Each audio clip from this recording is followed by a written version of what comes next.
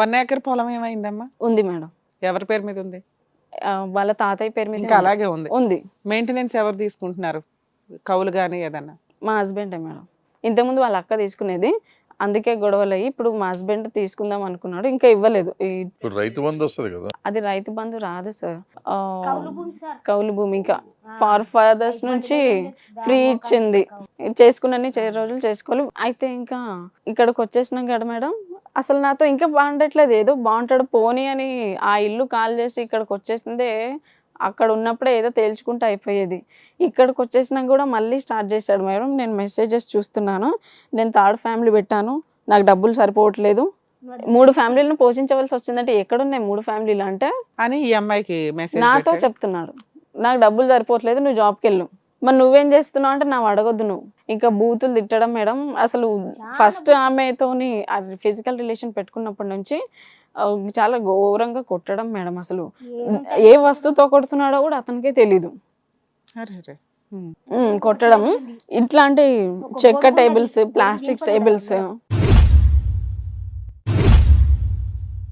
ఆమెనే ఫస్ట్ ఆమెను ఒకరోజు తిట్టినాననేసి, అంత ఉందా నీకు, అంత మొగుడు ఉన్నాడా మీ దాంట్లో, నేను ఎవరనుకుంటున్నావు, నాతో ఎట్లా మాట్లాడాలో తెలుసుకో, నువ్వు అది చేసేవాడిని ఇది చేసాను. అసలు కొట్టినప్పుడన్నా పోలీస్ స్టేషన్కి వెళ్ళి కంప్లైంట్ ఇవ్వాలి, ఇతను అంతేంటో తేల్చాలని నీకు ఎప్పుడు అనిపించలేదు? ఫస్ట్ మేము ఇల్లు షిఫ్ట్ చేసిన తర్వాత అదంతా చేయాలి కదా మేడం. మేము ఎక్కడికి వెళ్ళినా సరే తల్లి కూతుర్లు ఎందుకుంటారమ్మా మ్యారేజ్ అయిన తర్వాత అని వాళ్ళు డౌట్ పడి ఇవ్వలేదు మేడం మాకు.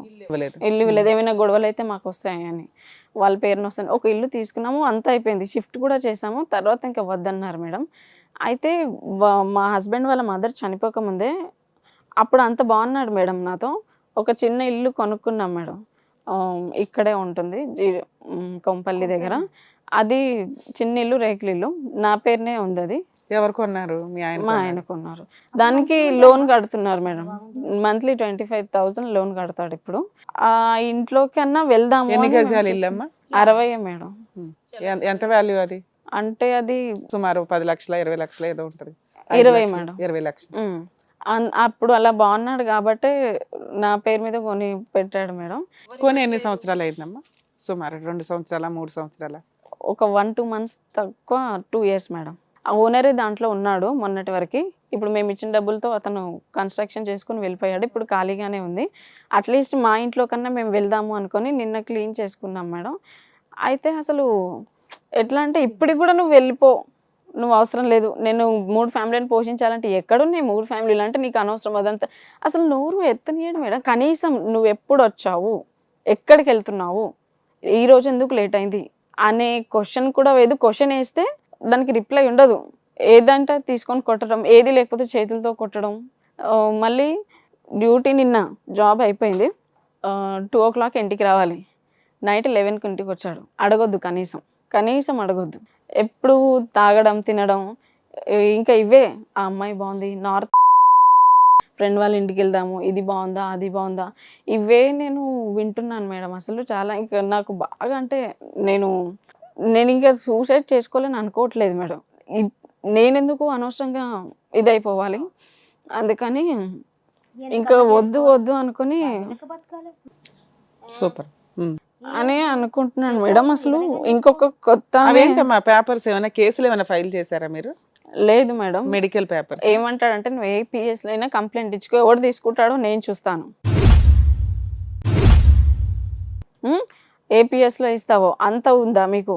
అసలు రోజుకు ఒకసారి నా కాలర్ ఎగరేసి మాట్లాడతాడు మేడం నా దగ్గర. నీకేం కావాలి? నాకు ఇక్కడికి ఎందుకు వచ్చావు, నీకేం కావాలి? వద్దనుకోవడానికి వచ్చాను. వద్దనుకుంటున్నావు.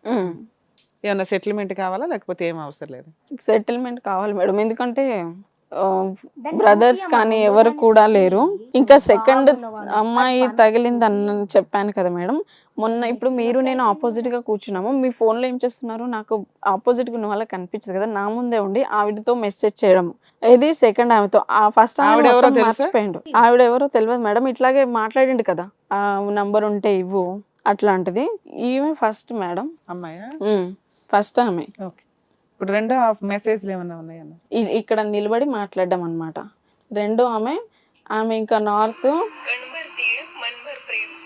ఈ అమ్మాయి టిక్ టాక్లు చేస్తుంది. ఈమెకి 2 పిల్లలు, హస్బెండ్, అన్నీ ఉన్నారు, అవి ఇప్పుడు మీకు మెసేజ్లో కనిపిస్తాయి మేడం. ఇప్పుడు లాంగ్వేజ్ వేరుగా ఉంది కమ్మా, మరాఠీ. మరాఠీ అమ్మ. ఈ రోజు మార్నింగ్ message మెసేజ్ చూపించండి. పంపించాను మేడం. ఇది నార్మల్ మెసేజ్, ఏదో ఇక్కడ నుంచి కలుస్తావా, షూర్ కలుద్దాం, బట్ సడన్ గా చెప్తే ఓకే ఓకే సరే. ఇది ఆ అమ్మాయిదే అని నీకు ఎలా తెలుసు? కాల్స్ సార్కి రికార్డింగ్ కూడా చూపించండి. వచ్చేస్తాయి కదా మేడం. వాయిస్ కాల్లో ఎప్పుడు ఫ్రీ అవుతావు, నేను ఎప్పుడు రావాలి, ఈ రోజు కలుస్తావా, మీ హస్బెండ్ వెళ్ళాడా బయటికి, పిల్లలు స్కూల్కి వెళ్ళారా, ఇంకెవరు లేరా మీ అత్తమామలు ఇంట్లో, మరి నేను వస్తున్నాను బయట వెయిట్ చేయి, నాకు మీ ఇంట్లోకి రావడం అంత ఎవరైనా చూస్తారేమో, లేకపోతే నువ్వు ఓయోకి వచ్చేస్తావా. ఓ. ఉమ్. ఆ అమ్మాయి అంత సూపర్ గా ఉంది, మీ ఆయన అంత అందగాడా? ఏం బొగ్గు మసి. మరి అతని కలుస్తావా అని ఈయనతో కలవాల్సిన అవసరం ఏముందమ్మా ఆవిడకి? వాళ్ళు ఎక్కడ ఉంటారు? నేను మహారాష్ట్ర, వేరే అమ్మాయితో కాల్ చేయించిన మేడం, ఆ. అంటే రాంగ్ కాల్ లాగా కనెక్ట్ అయినట్టు ఏదో కాల్ చేస్తే నేను విద్యానగర్ రాంపల్లిలో ఉంటానని చెప్పింది. పేరు చూస్తే కూడా వేరే ఫ్రెండ్తో చూపించాను, కరెక్ట్గా అక్కడ ఉంటుంది. ఓకే. అమ్మ కేసులకి అవన్నీ వేసుకుంటే మీకు మీరు అన్న ప్రొసీడింగ్స్ లో లీగల్ గా సెటిల్మెంట్ చేసుకోవచ్చు. ఇక్కడికి ఎందుకు వచ్చారు? ఏం ఎక్స్పెక్ట్ చేసి వచ్చారు?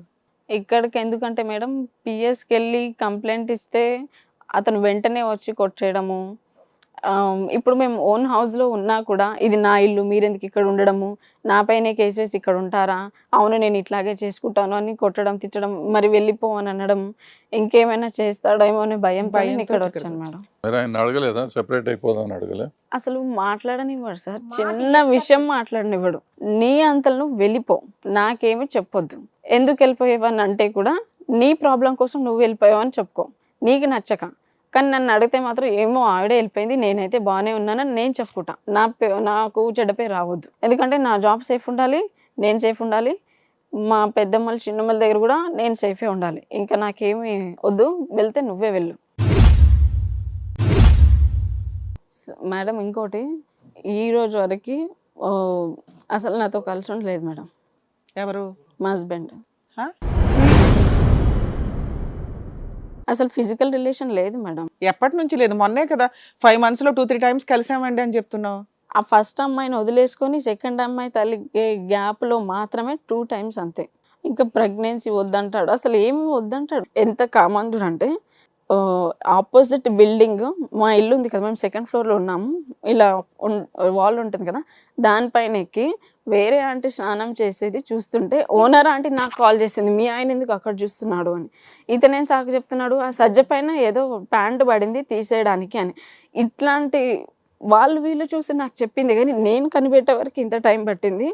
కానీ నాది మాత్రం అనుమానం మాత్రం కాదు మేడం, ఇది నిజం. చాలా మంది ఓనర్స్ కూడా చెప్పారు, మేము పెళ్ళైనప్పటి నుంచి ఒక 4-5 ఇల్లు మార్చాము.